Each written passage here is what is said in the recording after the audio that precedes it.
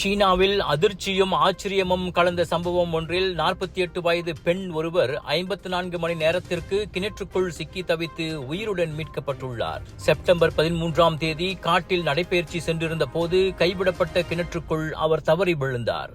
அவர் வீடு திரும்பாததால் பதறிப்போன குடும்பத்தார் அடுத்த நாளே போலீசில் புகார் அளித்தனர். செப்டம்பர் 15ஆம் தேதி ட்ரோன் உதவியுடன் தேடுதல் நடத்தி மீட்பு படையினர் அவரது மெல்லிய குரலை கேட்டு அவர் இருக்கும் இடத்தை கண்டுபிடித்தனர்.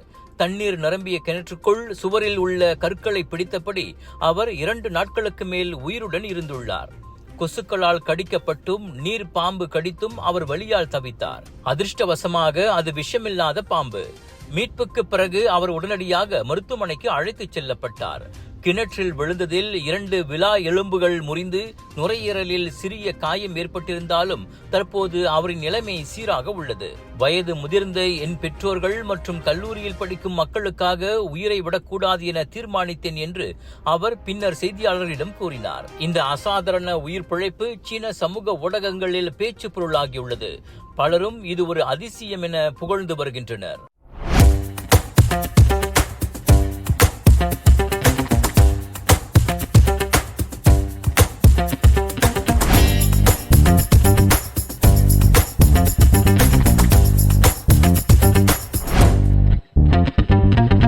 கோல்ஃப் பிரியர்களே, ஒரு நல்ல நோக்கத்திற்காக உங்கள் திறமையை காட்ட தயாராகுங்கள்.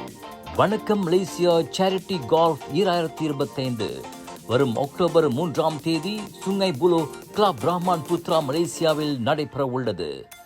டீ ஆஃப் மதியம் 1 மணிக்கு. QR கோட்டை ஸ்கேன் செய்து இப்போதே பதிவு செய்யுங்கள். வணக்கம் மலேசியா சேரிட்டி கோல்ஃப் 2025 விருப்பமும் நோக்கமும் ஓரிடம் இணையும் களம். வணக்கம் மலேசியா, சமூகத்தை ஒன்றிணைக்கிறது.